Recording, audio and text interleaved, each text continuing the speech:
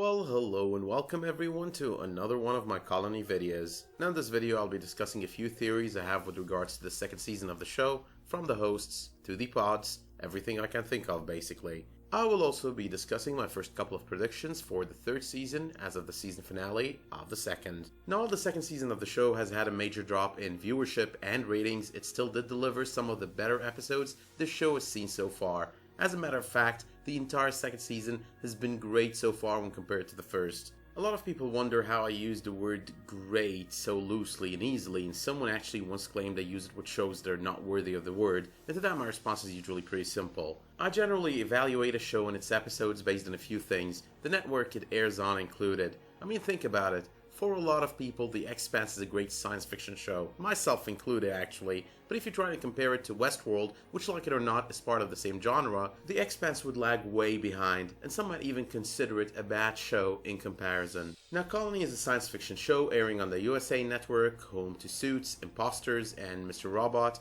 among others. None of these sound like science fiction to me. If we ignore the loose and considerably dumb definition of everything being sci-fi, they're all fiction, they're not science fiction, making Colony one of a kind show on the network, and a decent one at that, all factors considered. But back to the second season and the storyline it presented us with. The show gave us Bram in a labor camp where he ended up seeing the pods for the first time and realizing they're used to send people to outer space. People who were pretty much alive, not so well, but still alive. The second season also had us realize how black hats go around abducting people they have on some sort of a list and putting them into those pods, sending them out as shipments. We also found out that Will is possibly on the list to be put in one of those, and seemingly on the penultimate episode of the season, we came to the realization Broussard is most probably on the very same list. We've also got this pending issue that was never addressed all the way through the majority of the second season, which is the issue of where Jennifer vanished post us all being under the impression she was about to commit suicide.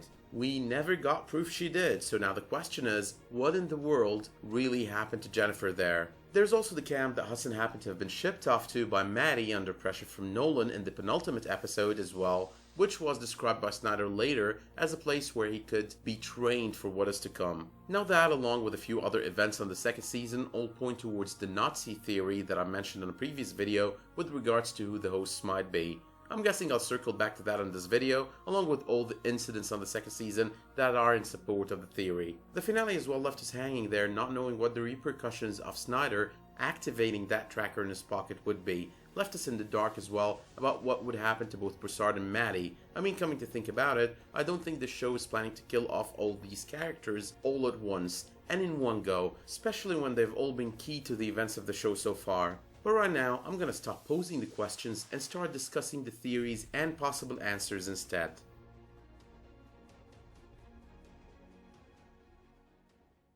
So are the hosts really AIs as might have been indicated or hinted through the first 3 minutes on the second season finale? I'm not really sure. I think there are many theories to build upon those 3 minutes. I'm not going to go into details, but let's see here. The hosts could possibly be AIs, just a breed of AIs that beat their masters, grew intelligent enough to rebel and take over and enslave any living thing and bend them to their will. It is kind of the same storyline with every single robot rebellion story, sort of like Ada on Agents of S.H.I.E.L.D., the robots on iRobot, and the list goes on and on. Now the hosts could possibly be humans or other living, breathing beings that uploaded their conscience into the mechanicals as they realized they were becoming sort of extinct, making these AIs part alive and part robotic. The actual hosts could possibly be other living aliens, while those host bodies that arrive on Earth are nothing but beacons they use to communicate while no one realizes they're not the real hosts. They could be as well just regular humans who decided to find a way to thin the world population by creating tech that would act as invaders and be thought of as aliens from outer space. They would be in this case someone who just had the money and the scientific know-how to build the host tech and use it as a scare and a conspiracy to take over the world. Wouldn't really be beneath some of the members of the human race to pull some shit of that sort. Now the second question about them though happens to be all about their objectives and the goal from their invasion of Earth. I've already created a video earlier and as the season started, stating all the theories I thought of and all the ones I found and seemed pretty convincing to that effect at the time. However, there's a lot in the second season indicating they're more of the Nazi type. Let's see what we've got here. For starters, the camp Hudson was sent to sounded like a totally youth camp in Nazi Germany. All the scenes from the finale with the red hats rounding up the citizens of LA upon orders of the Raps seemed more or less like the Nazi concentration camps. The Greatest Day propaganda is very totalitarian regime and Nazi-like, kind of makes you think of speeches made by Hitler to promote his agenda and his beliefs. Of course, the blocks as well seem similar in a manner to the ghettos in Nazi-occupied Europe, and the Red Hats are more like the ghetto police back then. Finally, the idea of total rendition possibly ending the lives of a whole bunch of people altogether who belong to a certain grouping, in this case the LA block, that as well gave me the same impression. But other theories still hold a high level of validity to them, including the theory that they're here to save mankind in possibly what happens to be the sickest and most twisted fashion we can ever imagine, like they're weeding out the bad apples that are stopping these attempts to keep the good and allow the survival of mankind. None of these theories though, including the fact that they might be AIs, happen to explain the reptilian nature of the occupation's logo, so we'll see about that.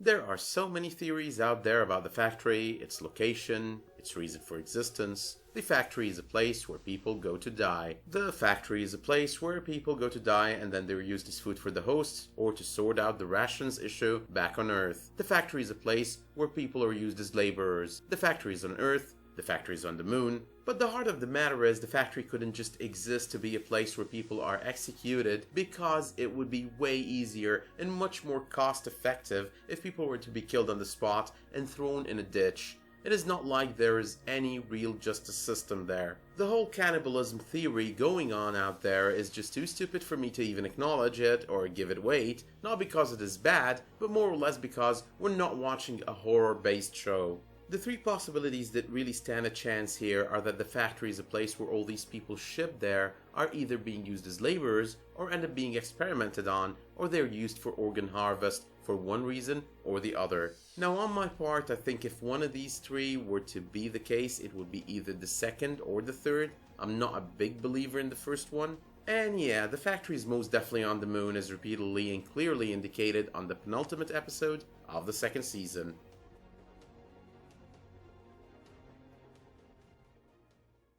I kind of believe that the people selected for the pods are selected based on a multitude of things: physical traits, possible ability to tolerate certain environmental factors, and more importantly, personalities. So I believe Broussard and Will have one very important thing in common. They are extremely strong men, both physically and emotionally, and I believe that is one core reason why they want to pod them both. Otherwise, the question would be about why the Raps would want to pod Broussard, an enemy of the Nazi-like state they have got going on there, who should be otherwise shot on sight.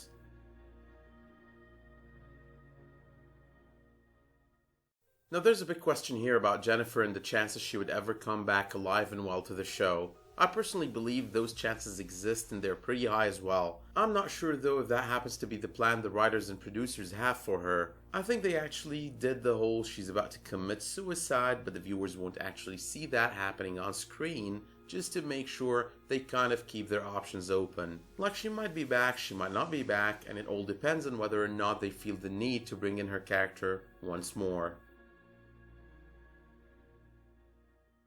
Now this one is particularly pertinent to the final scene of the second season, and a question that I'm sure a lot of us are asking ourselves right now.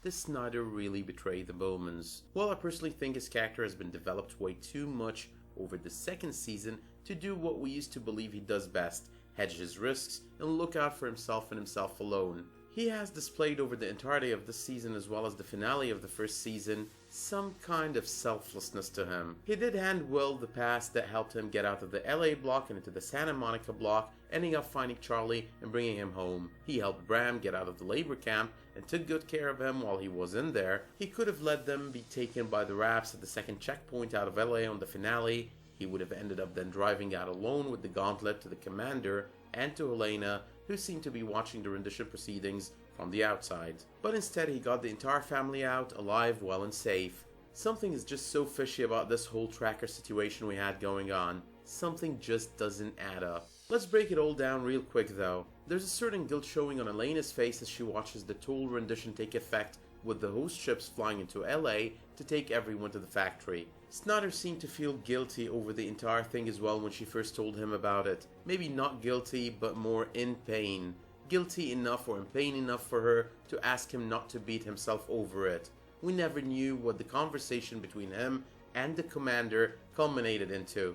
I mean, it was most definitely very obvious to show us the possibility of his betrayal of Will and his family beforehand through his meet with the commander. Too obvious for my taste if you ask me. What if this conversation did go in a totally different direction? What if Snyder traded in the gauntlet for the safety of the Bowmans? What if the commander is not who he seems and there's a lot more to him that makes him hate the hosts and want to rid Earth of them? After all, he was there during the treatment of the host in the flashback scene at the beginning of the finale, and for some reason the camera picked him up like we should get something out of it, unless of course it was a total coincidence. But what do I personally think about this whole Snyder situation at the end of the finale? I think that Snyder has made sure the plan does not include ruining the life of the Bowman family, and the only thing he might have sold out there is probably the gauntlet, but nothing more, nothing less. That way might, along with the commander and Helena, be ready to change their agenda, switch sides, and fight for the resisting team. There are of course a multitude of possibilities here, but I would bet on any one of them that does not involve selling out the Bowmans. So that Red Hat Sergeant let Will and his family go, and as I mentioned on my review video, that opens up a whole lot of possibilities for the third season of the show, including an all-out revolt against the occupation, especially if the word about the LA block spreads to every single block out there. Can you imagine a message like, "They send us to the factory once they have no use for us. Remember LA." Can you imagine what it would do? How many people it would have fighting the occupation and the authorities, especially if they managed to convince people that everyone, including Red Hats, protectors of the authorities and defenders of the Raptor logo, were as well taken out in the process. So what happens to LA now? I'm not sure, and I'm sure you hate me because I keep saying I'm not sure, but then again, I'm not part of the writer's room. I don't think it is going to be what we think it is going to be. As I mentioned on my review of the season finale and in my discussion of Snyder on this video, a lot of things are currently open to many possible scenarios. The options there are pretty countless, which makes it all the better. There are Red Hats that know what really happens to be going on there, that the hosts and the authorities have total rendition and plan for the population of LA. Information that if communicated to Red Hats all across the block might manage to extremely complicate things for the Raps and the authorities, with possibly an all-out rebellion against such decision and an open war between both sides. I cannot see the show losing both Maddie and Broussard. Now I know we might not all agree about Maddie, but we do agree about the importance thus far of Broussard to the whole narrative of the story. We love his character and we want him to continue being part of Colony. But in my opinion, Maddie as well happens to be a character of great importance. She's sneaky and she's vindictive. And it's her being vindictive that might add a lot of flair to the third season of the show. She might even be useful and come around to resist the occupation that planned on killing her along with her kind. After all, she's been all about survival all along. There's also another scenario in which the Raps get the job done. Take all of these men and women to the factory, which would be so sad. Such a shame and such an act of genocide. But then in that case I think Broussard and possibly Maddie, separately of course, among a few others, will manage to escape or hide from the incoming wrath of the hosts. Or they will actually manage to capture Broussard, pod him and send him off planet, and at that point we might actually get another arc within the story about where these pods are sent to, and the objective of having people put in stasis and shipped off planet. But that's all I have for now. I'll be adding a Colony recap sometime in the summer so it is ready when the show is about to come back in 2018. I'm also debating adding a top 10 season 2 moments over the next couple of days. In such case I'd like for you all to share with me your favorite moments of the season as well. I also continue to do my reviews of The Expanse every Wednesday, and we'll be adding the leftovers to the queue as soon as it starts airing a bit over a week from now. You can also tune in during the last 10 days of May to check out my review of the third season of 12 Monkeys. But until then, let me know in the comments if you have any theories with regards to the show, what you think will happen next, and if you think I got it wrong on any of my theories or season 3 predictions. Let me know as well if you like the finale and the second season as a whole, and remember, it would be much appreciated if you drop me a like if you like the content of this video, and if you subscribe if you want to see more of my reviews and theory videos on What the Geek. Thank you for watching, and I'll see you soon.